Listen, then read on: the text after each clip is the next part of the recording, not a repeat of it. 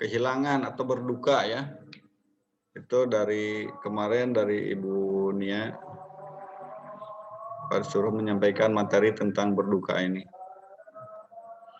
Kita lihat apa yang dimaksud dengan berduka. Nah, kita lihat ini sebelum masuk ke definisi berduka atau pengertian berduka, kita lihat dulu definisi kehilangan. Kehilangan adalah suatu kenyataan atau situasi yang mungkin terjadi di mana sesuatu yang dinilai terjadi perubahan ya. Tidak lagi memungkinkan ada atau hilang atau pergi ya. Itu dapat dikatakan bahwa sebagai suatu kondisi di mana seseorang mengalami suatu kekurangan atau tidak ada yang dulunya ada ya. Itulah yang dimaksud kehilangan. Jadi apakah kita pernah mengalami kehilangan? Saya kira Pernah, Pak, pernah. Pernah ya. Pernah merasa kehilangan benda yang dicintai? Pernah. Atau Pernah. orang yang disayangi? Pernah. Pernah banget. Ya, Bapak sendiri kan mengalami sayang sama orang tua Bapak kan? Kehilangan orang tua, Pak. Iya, udah almarhum kan? Sayang Ya. terhadap adik yang bungsu sudah tidak ada kan begitu. Nah, Ya, Pak. yang kedua, kehilangan suatu keadaan ketika individu berpisah dengan sesuatu yang sebelumnya ada atau dimiliki, baik sebagian atau keseluruhan. Dapat terjadi tiba-tiba atau bertahap. Nih, jadi kehilangan itu dapat terjadi secara tiba-tiba atau bertahap. Ya, yang secara tiba-tiba misalnya usia kita tidak tahu, ya kan? Nah, Iya, Pak. Bapak sendiri sekarang sedang ngajar, siapa tahu sekarang juga meninggal. Itu tiba-tiba bisa terjadi, bisa. Atau bertahap. Yang bertahap misalnya apa? Nah, misalnya hilang orang yang menderita kencing manis atau DM, ya, yang juga telah mengalami apa? Itu nekrosis, ya. Itu misalnya mulai ujung jarinya hilang. Itu bertahap. Nanti merambat ke telapak kaki, maka sampai engkel hilang, diputus. Itulah kehilangan. Kehilangan yang secara bertahap. Kita lihat berduka. Berduka adalah respon fisik dan psikologis yang terpola spesifik pada individu yang mengalami kehilangan. Nah, jadi seseorang yang merasa kehilangan itu akan mengalami berduka. Respon atau reaksi normal ini karena melalui proses berduka, individu mampu memutus ikatan dengan benda atau orang yang terpisah dan berikatan dengan benda atau orang baru. Jadi yang normal itu melalui proses berduka individu ini mampu memutuskan lah geus teu kudu jadi sedih wae itu kan. Misalnya dalam bentuk bahasa. Tapi dia juga tunjukkan dalam bentuk perilaku. Misalnya dia yang tadinya murung bergairah gitu. Yang tadinya diam di rumah jadi bergaul. Itulah ya. Itu berarti reaksi respon normal ya. Harus memutus bahwa berduka ini cukuplah sampai di sini gitu misalnya. Kemudian berduka bisa mencakup aspek fisik atau psikologis, kognitif dan perilaku. Ini berduka merupakan reaksi terhadap kehilangan yang merupakan respon emosional yang normal. Alhamdulillahirrahmanirrahim.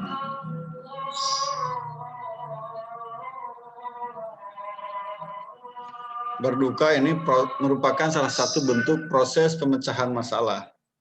Berduka. Kemudian yang normal ini terkait dengan kematian. Kemudian menentukan kesehatan jiwa individu karena memberi kesempatan individu untuk melakukan coping terhadap kehilangan secara bertahap sehingga dapat menerima kehilangan.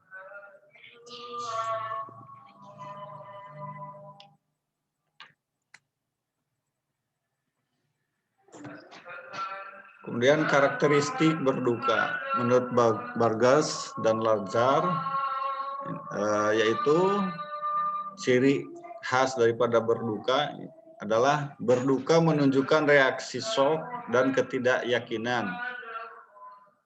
Misalnya kita mendapatkan berita paman meninggal atau uang meninggal, tapi tidak sakit dulu misalnya. Artinya tiba-tiba kan. Ya. Kita merasa shock, muncul reaksi shock dan ketidakyakinan. Contohnya muncul reaksi misalnya, masa paman meninggal, padahal kan kemarin sehat-sehat saja. Nah itulah ya contohnya. Kemudian berduka menunjukkan perasaan sedih dan hampa bila teringat tentang kehilangan orang yang disayangi. Nah, orang yang paling disayang biasanya akan menimbulkan berduka. Berdukanya juga biasanya lama, begitu kan? Kemudian berduka menunjukkan perasaan tidak nyaman dan sering disertai dengan menangis, serta keluhan-keluhan sesak pada dada, rasa tercekik, napas pendek. Mengenang almarhum terus-menerus. Memperoleh pengalaman perasaan berduka, cenderung menjadi mudah tersinggung dan marah. Nah, terus terang saya sendiri mengalami hal itu, berduka. Nah, berduka yang dialami oleh saya itu adalah pada waktu ada yang bungsu meninggal. Itu sampai sekarang masih ingat dan kadang masih sedih. Ya, kalau ingat kepada si bungsu itu. Anehnya, kalau ditinggal oleh bapak itu, saya tidak merasa begitu berat beban. Tapi ditinggal oleh adik yang bungsu, saya kalau ingat juga suka sedih begitu. Ya, itulah berduka yang berkepanjangan pada diri saya. Terlepas itu karena apa atau karena terlalu sayangnya saya sama adik atau karena apa saya kurang tahu ya. Tapi secara psikologis pastilah saudara, adik, kakak masa tidak sayang kan begitu.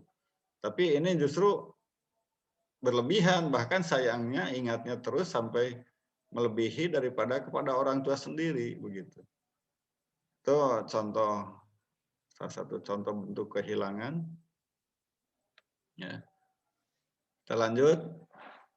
Sekarang tingkatannya, tingkatan berduka itu ada 6 tuh. Tingkatannya mulai dari shock, kemudian tidak yakin, mengembangkan kesadaran diri, restitusi, mengatasi kehilangan, idealisasi, dan hasil. Itu tingkatan dalam berduka ya, atau kehilangan.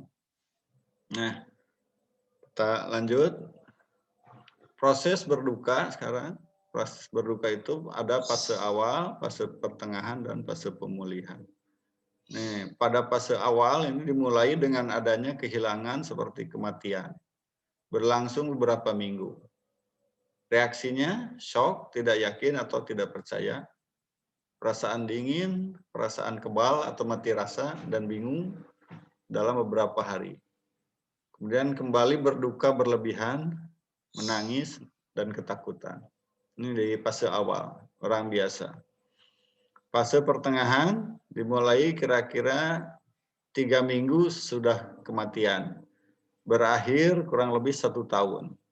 Reaksi atau pola tingkah laku yang ditunjukkan, perilaku obsesi meliputi pengulangan pikiran tentang peristiwa kematian.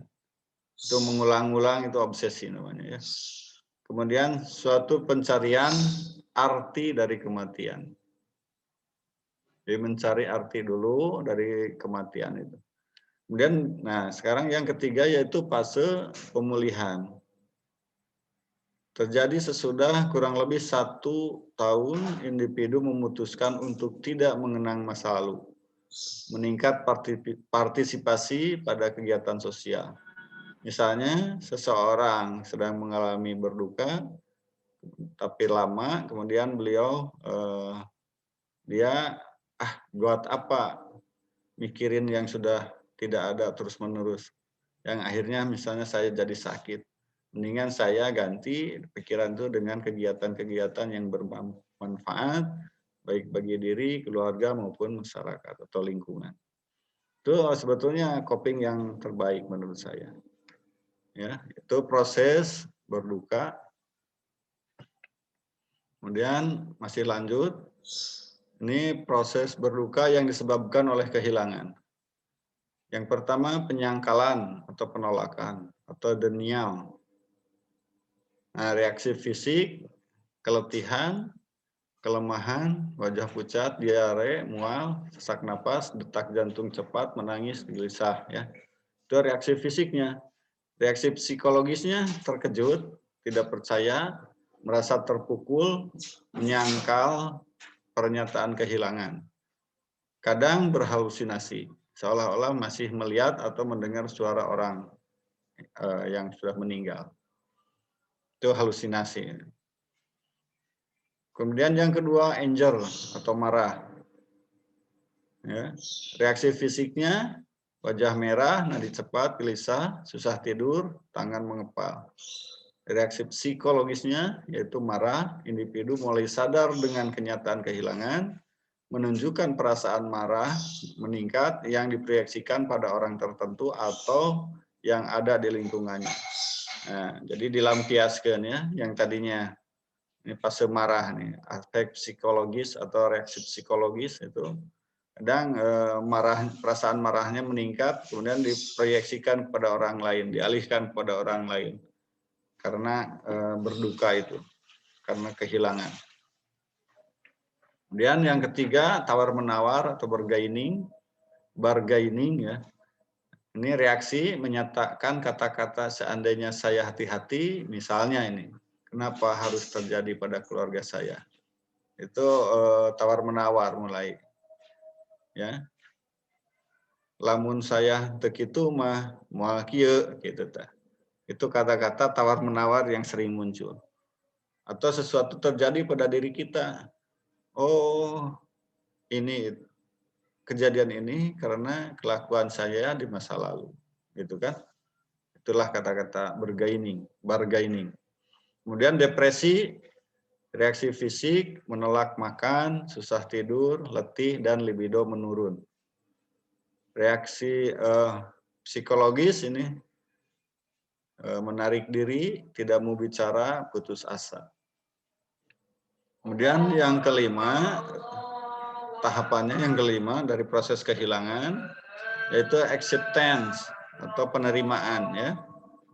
Penerimaan, acceptance itu penerimaan, tapi kadang terjadi penerimaan atau penolakan di sini. Jadi istilah saja penerimaan, kadang juga tidak menerima selamanya dengan kejadian itu, ya kan? Nah, reaksi ini reorganisasi perasaan kehilangan.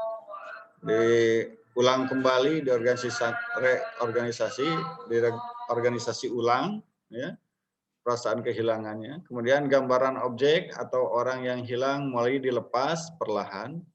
Kemudian perhatian dialihkan pada objek baru. Nah, yang kelima ini proses penerimaan ini atau proses proses berduka ini dari proses kehilangan ini. Yang kelima itu tidak selalu diakhiri dengan penerimaan seseorang terhadap masalah yang terjadi. Kadang dia menolaknya selamanya. Nah, sehingga mungkin pada diri individu yang mengalami itu, misalnya karena menolak terus, menolak kenapa? Mungkin saja karena terlalu sakit perasaannya dengan kejadian itu atau apa. Bahkan mungkin orang juga suka ada yang menjadi dendam, ya kan? Karena apa? Karena sakit hatinya itu yang berlebihan. Kemudian orang yang membuat sakit hatinya juga terlalu berlebihan, sehingga seseorang itu menjadi dendam atau proses berdukanya tidak mau hilang karena terlalu sakit itu. Itu ya. Kemudian sumber atau gangguan kehilangan. Ini ada dua, yaitu sumbernya yang berasal dari internal atau dari dalam. Misalnya kematian orang yang disayangi, penghentian kerja, PHK, kemudian penyakit atau kehilangan tubuh tertentu. Ini misalnya PHK, apakah PHK termasuk penyebab sumber gangguan atau sumber kehilangan? Ya, kehilangan pendapatan, di mana misalnya seorang suami punya tanggung jawab anak atau istri. Seorang istri misalnya sama juga punya hak, punya tanggung jawab pada suami dan anak. Sama saja. Hidup itu begitu ya. Jadi PHK juga bisa membuat seseorang menjadi frustasi, menjadi berduka. Gitu kan? Kemudian kalau orang yang disayangi jelas-jelas ya. Jelas-jelas begitu. Kemudian penyakit atau kehilangan bagian tubuh tertentu itu akan merasa kehilangan. Makanya dalam hal ini perawat perlu meyakinkan bahwa pasien atau klien harus tetap berusaha untuk tidak jatuh kepada berduka yang lama, yang terus-menerus. Saya yakin orang yang diamputasi misalnya ya, yang kencing manis, diamputasi, kehilangan bagian tubuh secara bertahap, mulai dari ujung jari sampai ke misalnya pergelangan, ke telapak kaki, sampai akhirnya sampai kepada lutut, tinggal selutut ke atas gitu kan. Itu yakin berdukanya itu lama karena kehilangannya lama dan ada pada dirinya. Nah itu. Kecuali orang-orang yang coping mekanismenya baik, insya Allah. Ya. Kemudian yang kedua yaitu eksternal, berasal dari luar diri individu. Misalnya ini pikiran, sikap, tindakan yang tidak sesuai dengan nilai individu. Dari orang lain ini, dari lingkungan ya, dari eksternal. Keyakinan atau moral. Dan konflik interpersonal yang mengancam konsistensi individu. Harga diri dan rasa aman. Ya. Itu dari eksternal. Misalnya ada orang yang lingkungannya kurang baik. Mohon maaf ini di Tasikmalaya ada satu daerah katanya, kata orang banyak yang cerita, ada satu daerah itu masyarakatnya pekerjaannya mencuri katanya atau mengemis ya. Nah, kita tinggal di daerah seperti itu misalnya. Kemudian budaya atau pekerjaan masyarakat yang seperti itu bukan pekerjaan sebetulnya ya. Kalau yang demikian tidak sesuai dengan hati nurani kita, maka kemungkinan ini akan menjadi gangguan bagi kita. Itu kan bahwa kita diam di tempat yang seperti itu kehilangan harga diri kita. Mungkin orang luar lingkungan itu akan menganggap kita juga sama dengan masyarakat kebanyakan di sana. Gitu. Ada yang tahu? Anda ini ada satu daerah katanya yang ngemis, semua ngemis masyarakatnya. Kemudian ada yang mencuri katanya. Lingkungannya mencuri, lingkungan daerahnya, daerah pekerjaan daerahnya itu seperti itu katanya. Nah itu kita kehilangan di sana harga diri. Jadi bukan kehilangan materi ya, kehilangan harga diri. Harga diri dari siapa? Yaitu dari orang di luar diri kita, orang di luar dari lingkungan tempat tinggal kita. Gitu. Mungkin orang di luar lingkungan kita yang kita tinggali itu akan mengatakan kalau misalnya Bapak tinggal di daerah itu, Pak Omo sarua pekerjaannya dengan mereka begitu kan, kalau yang tidak tahu. Padahal misalnya saya tidak, justru secara moral, secara etika, secara budaya, secara value, nilai etika itu saya menolak justru yang demikian karena bukan pekerjaan itu. Kalau yang namanya pekerjaan itu pastilah yang baik, bukan yang seperti itu. Nah, yang ketiga, yang selanjutnya adalah jenis kehilangan. Ini jenisnya ada 3, kehilangan orang yang bermakna, misalnya akibat kematian atau di penjara, ya. Misalnya akibat bencana alam, tsunami, gitu kan, nah, hilang semua. Gitu.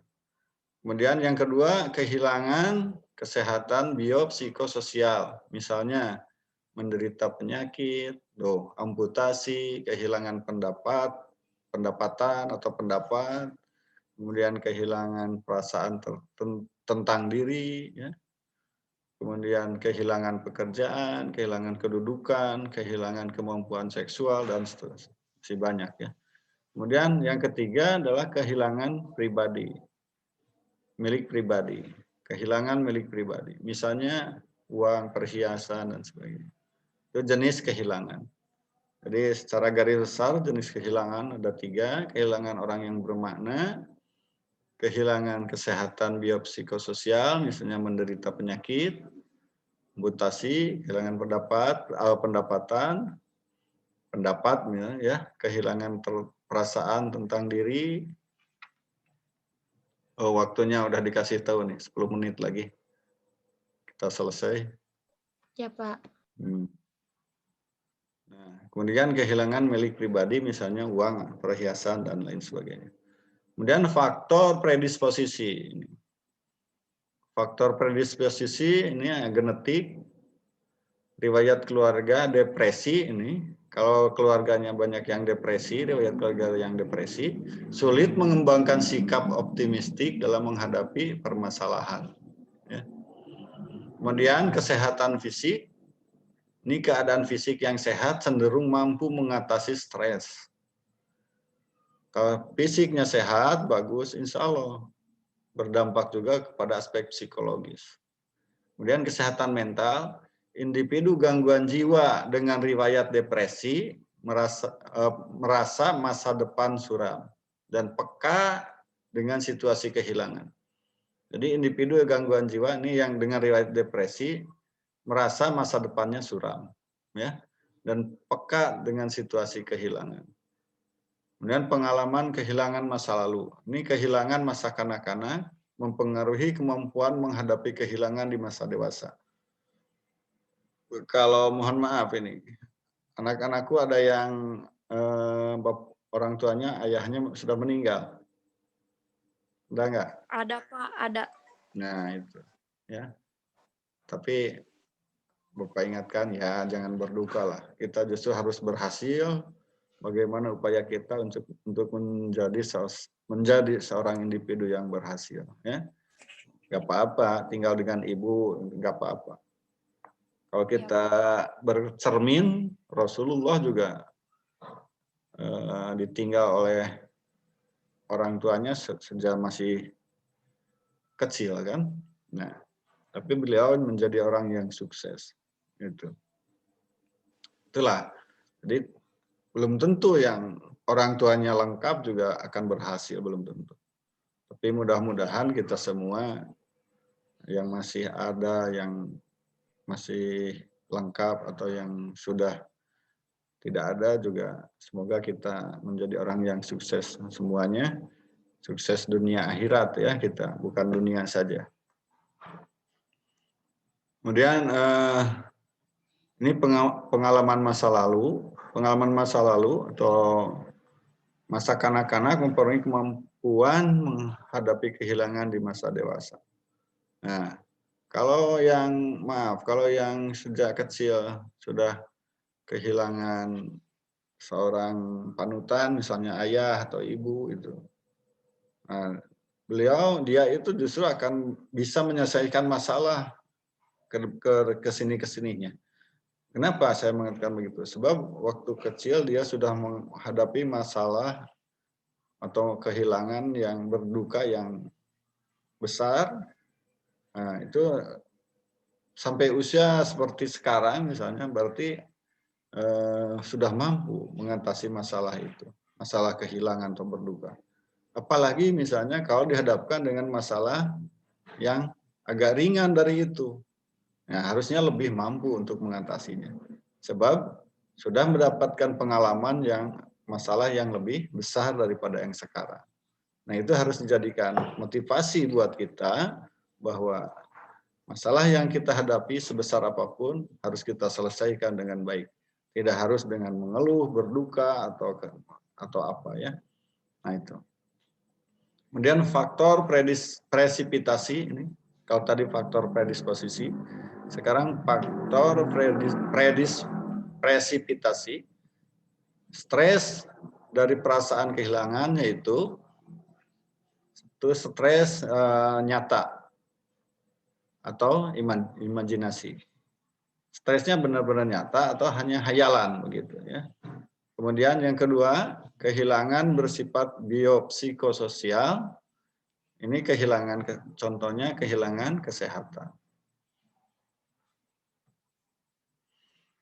Kehilangan harga diri, kehilangan pekerjaan, kehilangan peran dalam keluarga, kehilangan posisi di masyarakat, dan lain-lain. Banyak. Ya. Jadi stres, faktor presipitasinya itu stres dari perasaan kehilangan, yaitu stres nyata atau imajinasi. Yang kedua, kehilangan yang bersifat biopsikososial, misalnya kehilangan kesehatan, kehilangan harga diri. Kehilangan kesehatan apa artinya? Dia itu menderita satu penyakit atau sakit, itu kehilangan kesehatan ya. Nah, kemudian kehilangan harga diri, kehilangan pekerjaan, kehilangan peran dalam keluarga. Kehilangan peran dalam keluarga misalnya seorang suami yang seharusnya mencari nafkah, ini tidak. Malah seorang istri yang mencari nafkah. Kemudian, atau sebaliknya juga bisa. Seorang suami yang seharusnya mencari nafkah, pekerjaan-pekerjaan misalnya seorang perempuan dikerjakan oleh seorang laki-laki. Ya, dalam film cerita dunia terbalik itu saya senang tuh nonton film itu ya. Sebab benar-benar itu mau terbalik. Perempuannya ke luar negeri pada usaha mencari rezeki, laki-lakinya pada ngasuh anak di rumah. Oh ya, kehilangan peran dalam keluarga. Tapi sebetulnya tidak kehilangan, itu sama-sama. Ya. Kemudian kehilangan posisi di masyarakat dan lain-lain. Banyaklah.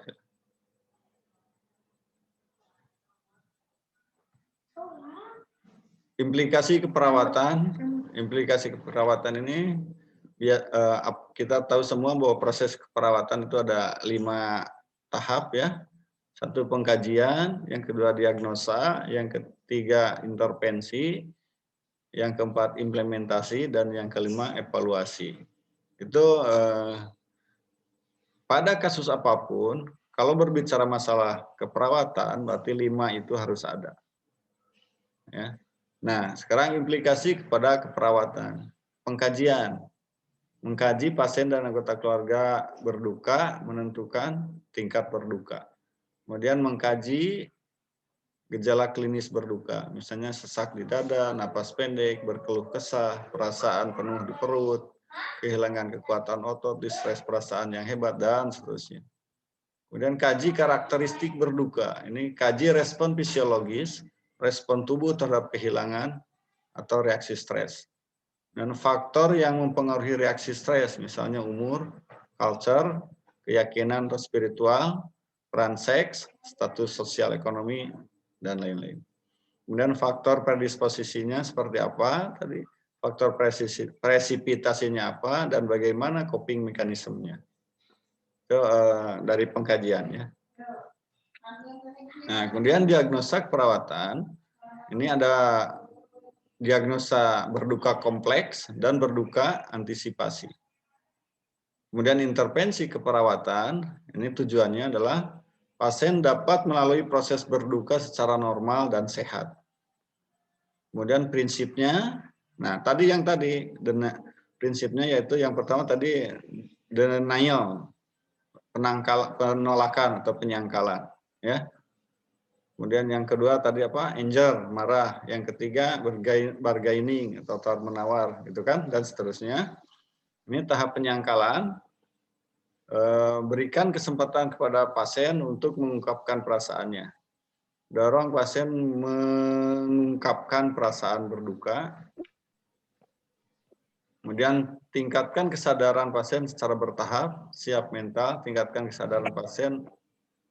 Oh, ini double ya. Kemudian dengarkan pasien dengan penuh pengertian, jangan menghukum atau menghakimi. Jelaskan bahwa sikap pasien wajar terjadi.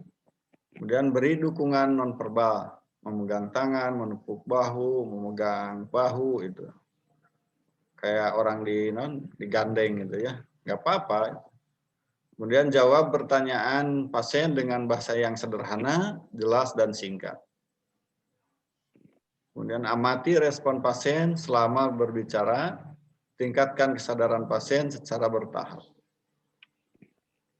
Waktunya mau habis ya. Ya, sesampainya sajalah upaya menyampaikan. Kemudian tahap marah yang kedua. Tahap marah. Ini anger ya. Perawat perlu apa yang perlu diintervensikan oleh perawat, yaitu beri dorongan dan